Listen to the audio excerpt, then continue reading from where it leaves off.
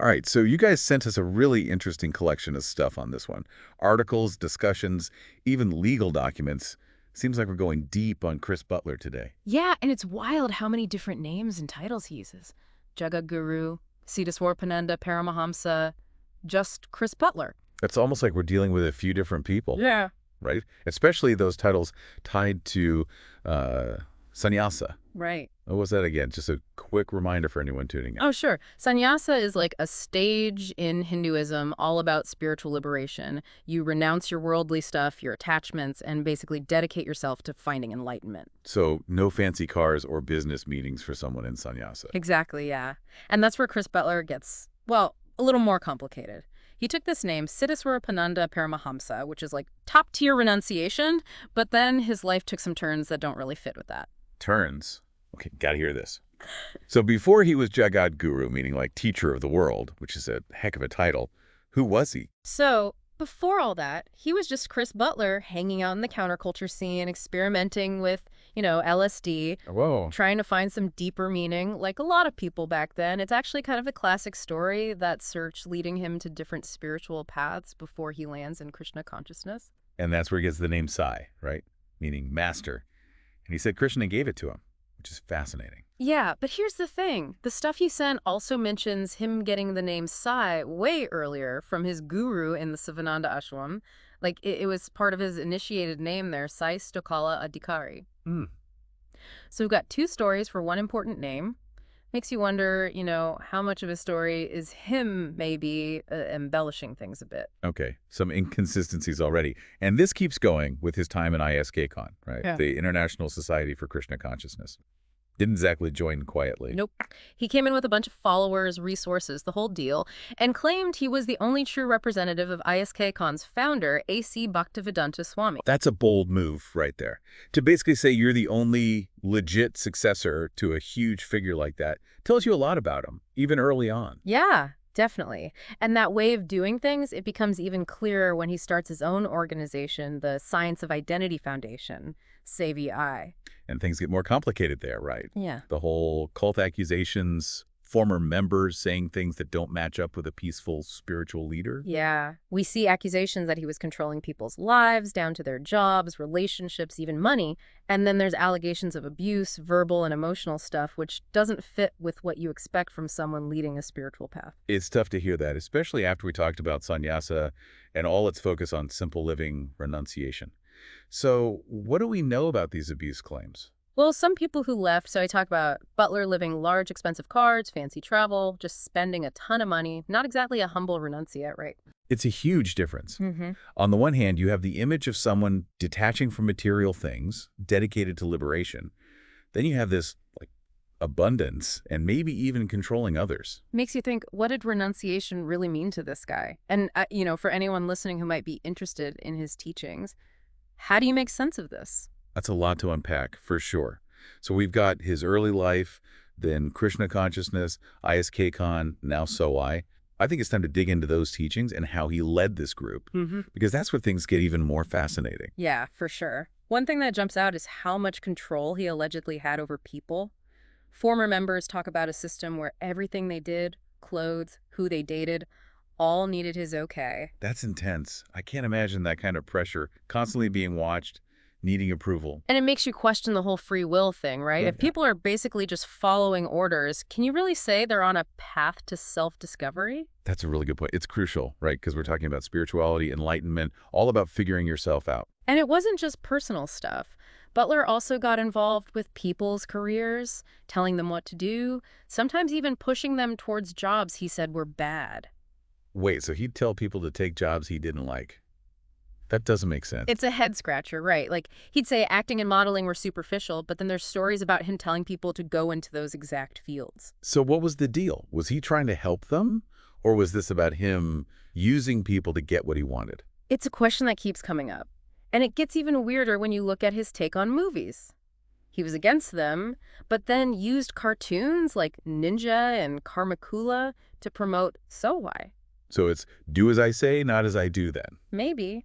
Or maybe he thought it was okay to, bend the rules if it meant spreading his message. But it does make you think about his sincerity. Did he really believe what he was saying? Right. It's like, does this connect back to him going from, giving up everything to being a businessman? How does a renunciate become a householder in business? Yeah, that's a big turning point. Remember, sannyasa is all about detachment. No material things, no worldly pursuits. But now we're talking business ventures, accusations of using people for money, a lifestyle that doesn't scream simplicity. And you mentioned QNet, that multi-level marketing company. Where does that fit in? So QNet was started by one of Butler's followers, Joseph Bismark, also known as Japa Das. Now, multi-level marketing can be legit, but QNet has had some serious accusations thrown at it, people saying it's a pyramid scheme. And from what we've seen, those accusations aren't just about legal stuff. We're talking about people getting hurt financially, real damage. There are even reports of people, taking their own lives because they lost everything. Absolutely. These are really serious allegations, and it brings up ethical questions about how QNet does business.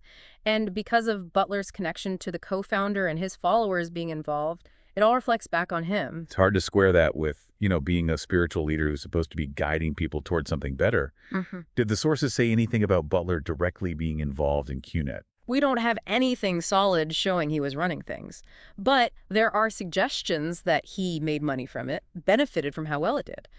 And you put that together with his lifestyle, all the spending, it just doesn't line up with renunciation. Another piece of the Chris Butler puzzle. But it doesn't stop there, right? Yeah. We've got spirituality, business, and now politics. Yep. His influence has spilled over into politics, especially in Hawaii, even in the U.S. on a national level. And it's mostly because his followers are active in politics. Tulsi Gabbard, right? Former congresswoman, ran for president. She's been pretty open about Butler being her guru. How does she factor in? Well, she was brought up in his teachings, got a ton of support from his followers when she was campaigning, and her early views, especially on things like same-sex marriage and LGBTQ rights, they lined up pretty closely with what Butler taught, pretty conservative stuff. Which caused some issues, right? Yeah. Especially during her presidential run. Oh, yeah, big time. She actually ended up, backtracking on those stances later, saying she didn't believe that anymore. But it's still interesting. Her original platform was a reflection of Butler's influence. Makes you think, how deep did those beliefs go? What made her change her mind? It's wild to see how a spiritual leader's influence can go beyond just their group, how it can affect politics. It also shows how complicated it is to balance your personal beliefs with, being in the public eye. Gabbard's story is a good example of how beliefs can change, but it also makes you wonder, what's Butler's lasting impact on her political views? So we see his influence spreading. Is this just a small group of dedicated followers, or is it bigger than that? It's a good question. Because we've got these accusations, the cult stuff, the money issues, the control, but then you see Butler getting accepted by, pretty mainstream places. Oh, right. Like his wife, Wailana, getting that Padma Award from India. That's a huge honor, isn't it? It is. The Padma Award is like one of the highest civilian honors in India. They give it to people who've done extraordinary things in different fields. Wailana got it for her work promoting yoga and healthy living. So how do you make sense of that award with all the stuff surrounding Butler and his teachings? It seems like a contradiction. It is, right. But it also suggests that Butler's movement, even with all the controversy, is seen as legit and respected in India. It definitely adds another layer. It seems like Butler's influence is a paradox. He's got these dedicated followers, and he's even getting recognized by big institutions. But then there's this darker side, these accusations and problems. Exactly. And to really understand it, we need to hear from the people who've left SOI, the ones speaking out against Butler.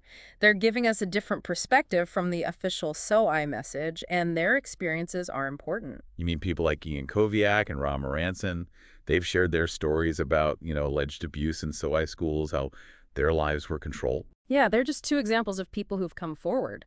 And their stories paint a pretty disturbing picture of what it was like inside SOI. It's totally different from the peaceful spiritual image Butler projects. It's really sad to hear. And it makes you wonder, what's SOI really about? Are these just isolated cases, or is there something wrong with the whole organization? That's a hard one to answer. But their stories, along with everything else about Butler, raise some serious concerns that we need to think about carefully. It's definitely a lot to process. Chris Butler's life and teachings are full of contradictions, things that don't seem to add up. And it's those contradictions that make this so interesting. Is he a spiritual figure who's just misunderstood? A leader who wants to help but maybe goes about it the wrong way? Or is there a darker side to him, one where it's all about manipulation and getting what he wants? Those are tough questions, and I don't think there are easy answers. But this deep dive has definitely made me think about spiritual leadership, the power dynamics in these groups, and how important it is to question authority. Yeah, it makes you realize we can't just assume a spiritual leader is always, looking out for us. Butler's story is a reminder that they're human, with flaws, and sometimes those flaws are pretty big. Absolutely. It's a wake-up call, right? To be informed, to ask the tough questions, and to really look at the facts, even if they challenge what we believe. For sure. And, we see how Butler's teachings have kind of changed over time. He goes from counterculture to traditional Hinduism, then into business and politics. It's a winding road. It is. Makes you wonder, what was pushing those changes? Was he really growing spiritually? Or was it a way to get more influence? Or maybe both? I don't know. It's like a mystery. Yeah. And I think it gets to how hard it is to understand charismatic leaders.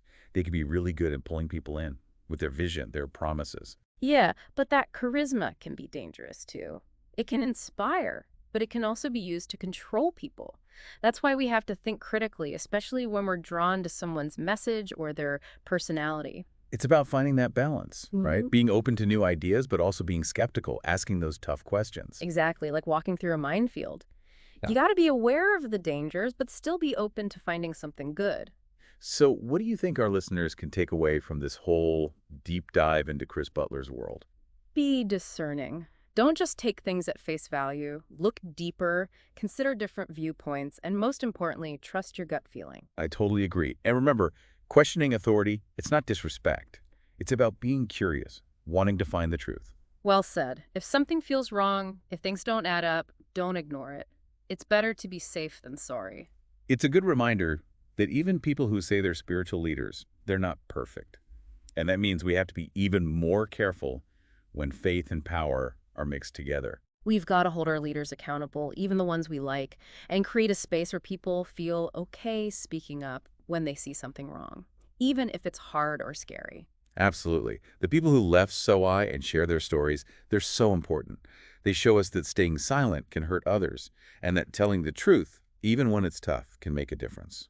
Their courage is inspiring, and it shows how important it is to make sure those voices are heard, that we listen to them. Well, this has been a pretty intense deep dive. We went through Chris Butler's life and teachings, all the contradictions and the things we still don't know. We talked about what it means to be a spiritual leader, the risks of just believing without question, and how important critical thinking and discernment are. And I hope everyone listening has a better understanding of these ideas now, and that they'll keep questioning, exploring, and making their own choices. It's been a fascinating discussion. Thanks for joining us, everyone.